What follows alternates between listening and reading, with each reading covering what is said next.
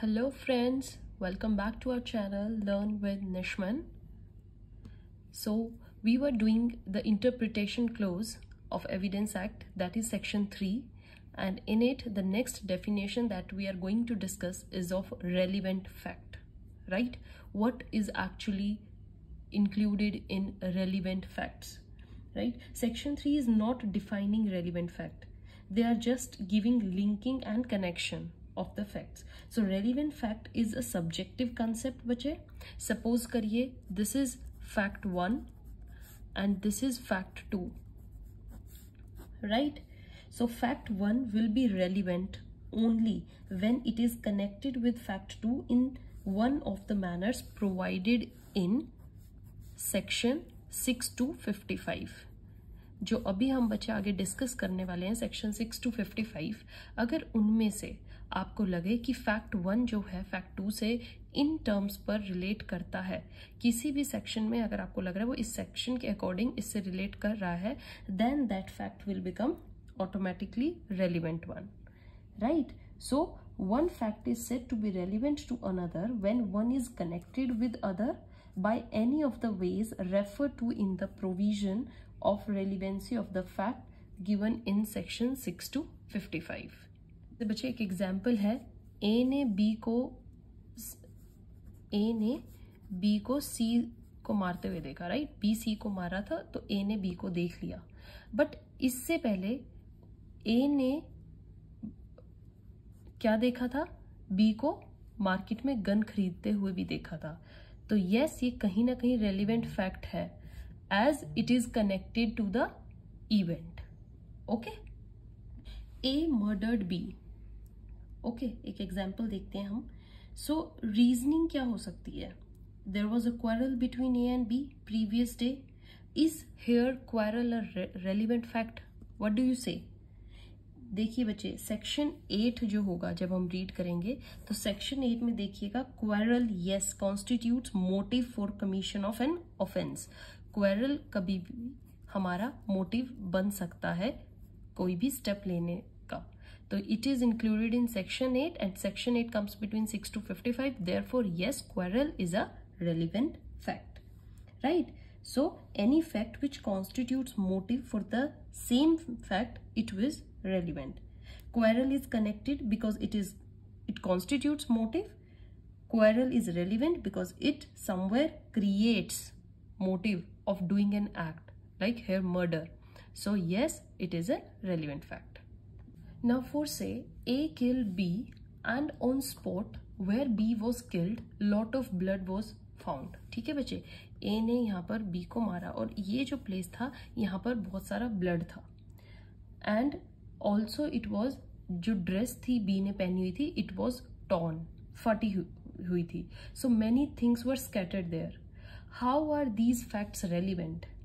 देखिए, finding of blood on the spot is effect of the fight that A and B had, right? So fact in issue क्या है? Fight between A and B हुई है, ये fact in issue है. और effect of fact in issue क्या है? Blood stains हैं, ड्रेस इज टोन्ड, things are scattered. So these all are the effects of fact in issue and this in connection is formed in section 7. Section 7 में एक series बन रही है, right? कपड़े फटे हुए हैं, ब्लड स्टेन्स हैं, the things are scattered, so it comes under section 7. Therefore these all are relevant. The relevancy of the fact is not to be seen in isolation. It is always a subjective thing, right बच्चे? Whether any fact establishes connection with some section or not, आपको subjectively हम इसको decide करेंगे. अगर वो किसी section में include हो रहा है तो वही तभी relevant बनेगा. Okay, so these are legal relevancies. Like अभी हमने जस्ट एग्जाम्पल लिया था, ए मर्डर्ड बी, है ना? फैक्ट इन इशू यही है. There was quarrel between A and B, quarrel था, ये फैक्ट 2 है. अब according to the definition given of relevant fact हमने क्या पढ़ा है? Fact 2 will be relevant if it is connected with fact 1. Okay, एक दूसरे से कनेक्टेड होने चाहिए in a manner 6 to 55 section के under. So quarrel between A and B yes constitutes motive for the murder and here therefore this fact is connected to the motive as per section 8. It is relevant. For section 8 बच्चे motive की बात करता है, है ना.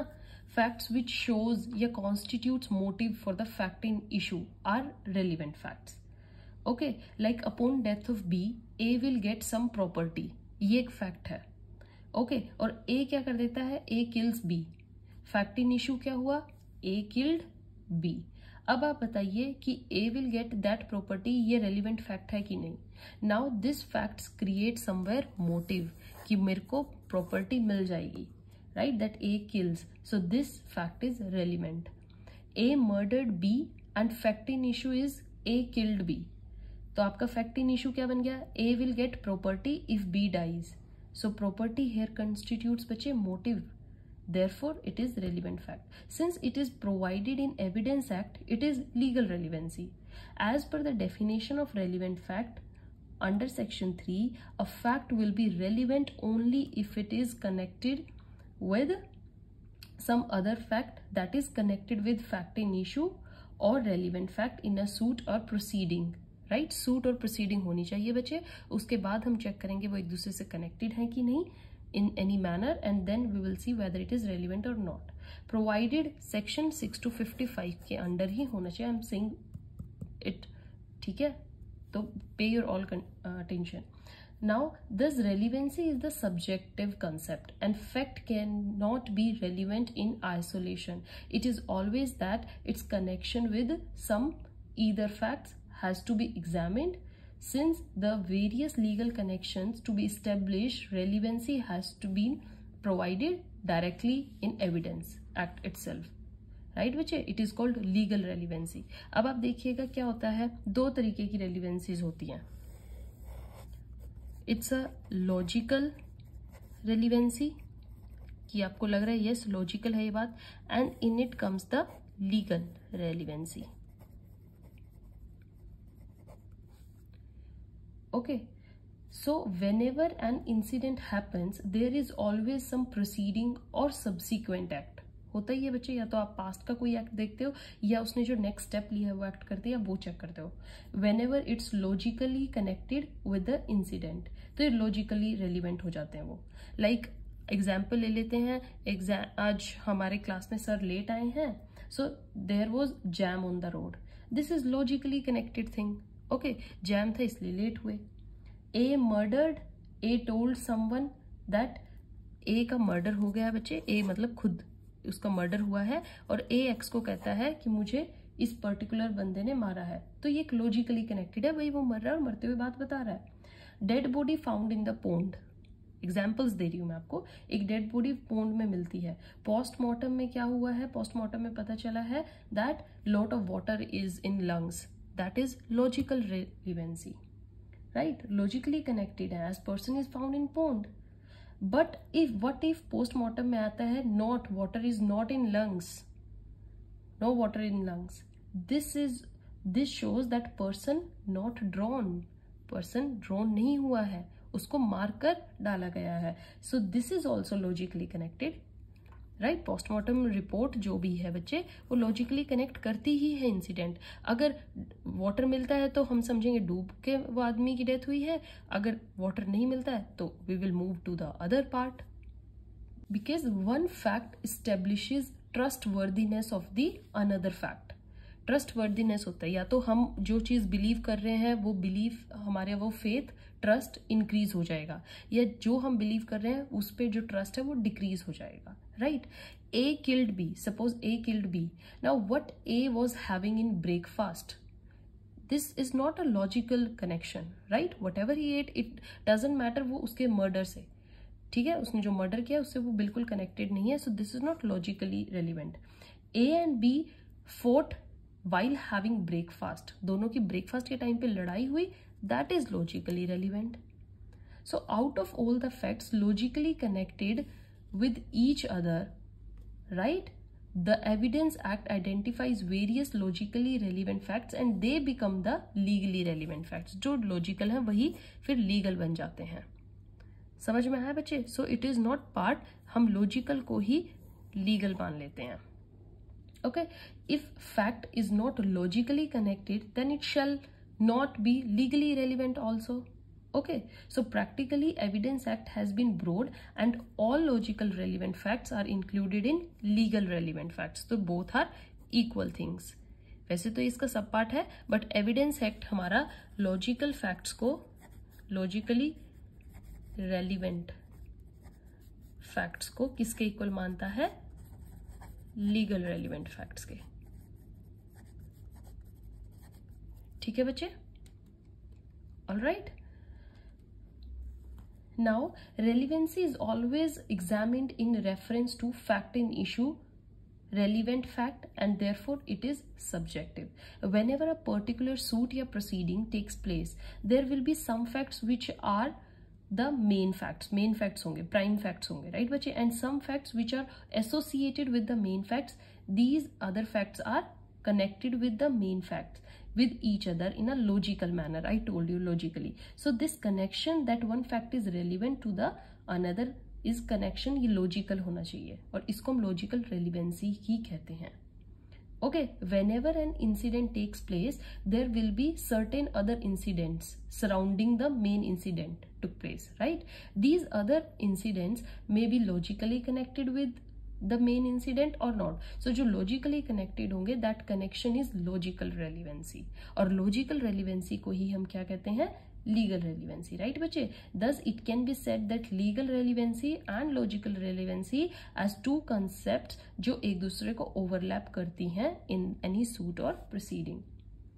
Alright, so relevancy of facts is subject to two things. Remember that relevancy जब हमें कभी भी चेक करनी हो किसी भी fact की, it is just related to two facts. The first one is existence of suit or proceeding, as without suit or proceeding a fact can't be relevant. Okay, तो एक suit या proceeding exist कर रही हो, मतलब legal process चल रहा हो बच्चे, there has to be a fact in issue in order to examine relevancy. Already एक फैक्ट इन इशू चल रहा है कि ए ने बी को मारा है कि नहीं, तभी हम रेलिवेंट फैक्ट्स को कंसीडर करेंगे. अगर कोई फैक्ट इन इशू ही नहीं होगा तो relevant fact doesn't matters. Okay, so relevant fact को आप तभी पढ़ो when there is fact in issue. Fact in issue मैंने आपको अच्छे से समझाया in last video. Go and revise. Okay, and the second thing is one fact will be relevant only when it is connected with the relevant fact in particular manner. That is relevancy होनी चाहिए, right बच्चे? हम isolation में read नहीं कर सकते हैं. There must be connection, and connection कैसा होना चाहिए? Logical connection. So issue of fact क्या होते हैं? One party contends and the other denies. That will be issue in fact. मैंने आपको समझाया था. और जब वो इशू क्रिएट हो जाता है तब हम उसके रेलिवेंट फैक्ट्स को चेक करते हैं. Okay, so I hope now you all are clear what are relevant facts, how we can check relevancy.